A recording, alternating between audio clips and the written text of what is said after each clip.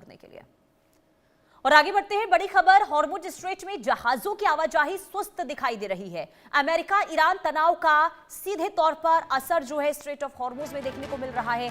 पहले 140 और अब सिर्फ 12 जहाजों का आवागमन हो रहा है और जिद्दा में सऊदी, तुर्की, पाकिस्तान की अहम बैठक भी चल रही है।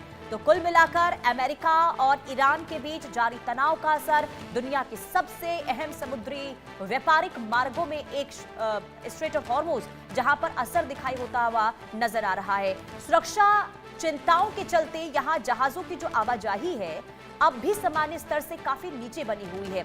रिपोर्ट की माने तो 24 घंटे में सिर्फ और सिर्फ 12 जहाजों ने इस मार्ग से गुजरने का सफर तय किया, जबकि तनाव से पहले औसतन 140 जहाज रोजाना यहां से गुजरते थे। अब इसी बीच हालात पर चर्चा के लिए सऊदी क्राउन प्रिंस मोहम्मद बिन सलमान, तुर्की के राष्ट्रपति रेचेप तैयब और पाकिस्तान के प्रधानमंत्री शहबाज शरीफ जिद्दा में शिखर बैठक करने वाले हैं।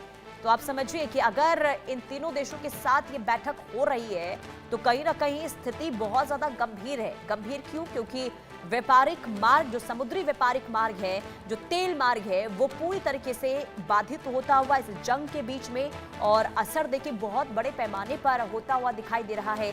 ऊर्जा संकट की स्थिति बनी हुई है और ऐसे में सऊदी, तुर्की, पाकिस्तान के बीच में जो अहम बैठक होने वाली है, इस बैठक में आखिर क्या बातचीत होती है स्ट्रेट ऑफ हॉर्मुज को लेकर, क्योंकि जहाजों की आवाजाही सुस्त दिखाई दे रही है इस वक्त स्ट्रेट ऑफ हॉर्मुज में। वजह सीधे तौर पर यही है कि ईरान पूरी तरीके से स्ट्रेट ऑफ हॉर्मुज पर कंट्रोल कर रहा है और प्रेशर क्रिएट करने की कोशिश इसके जरिए पाकिस्तान पर हो रही है, पूरी दुनिया पर हो रही है, ताकि पूरी दुनिया जो है अमेरिका पर दबाव बनाए और एक समझौता हो, बीच का रास्ता निकले। तो अलग अलग तरीके से आप समझिए कि स्ट्रैटेजी यहां पर अपनाई जा रही है ईरान की ओर से अमेरिका पर प्रेशर बनाने की। लेकिन अब जब स्ट्रेट ऑफ हॉर्मुज में सीधे तौर पर देखिए हालात चुनौतीपूर्ण बने हुए हैं, जहाजों की आवाजाही पूरी तरीके से ठप पड़ी हुई नजर आ रही है, क्योंकि सोचिए कि कभी एक दिन में 140 जहाज गुजरा करते थे, लेकिन अब 24 घंटे में सिर्फ 12 जहाज यहां से निकल पाए हैं। तो ये बाकी देशों के लिए चिंता की स्थिति है।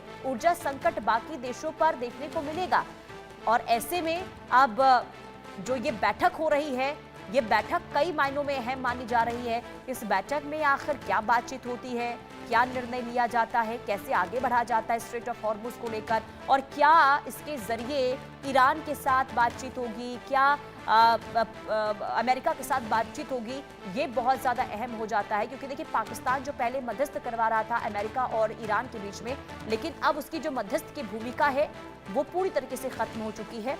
और ऐसे में जब अमेरिका बातचीत पाकिस्तान और के साथ अगर सऊदी की, तुर्की की बातचीत हो रही है, तो इसका असर आखिर कैसे आगे होगा ये देखना काफ़ी अहम हो जाता है।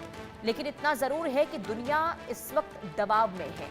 वजह ये कि स्ट्रेट ऑफ हॉर्मुज जहाँ से आवाजाही तेल जहाज़ों की होती है, वो पूरी तरीके से अभी धीमी गति में यहाँ पर जहाज़ों का जो आवागमन है वो दिखाई दे रहा है और दुनिया इससे काफ़ी चिंतित दिखाई दे रही है। और हॉर्मुज में भी टकराव बढ़ने की आशंका अब बढ़ गई है।